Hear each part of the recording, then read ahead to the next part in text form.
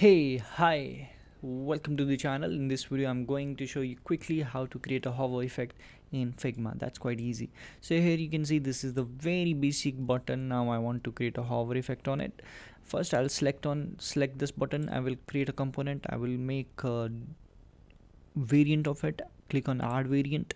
Now we have two buttons. I will click on this, click on the second button, and I will give it the background, darker background, and then I'll select the first button. Then I click on the prototype, and then I attach this with the second button. And here, instead of on click, I will select while hovering, and I will select smart animate, and I can give this timer, and I can play with this ease in ease out things, play with these values. That's it.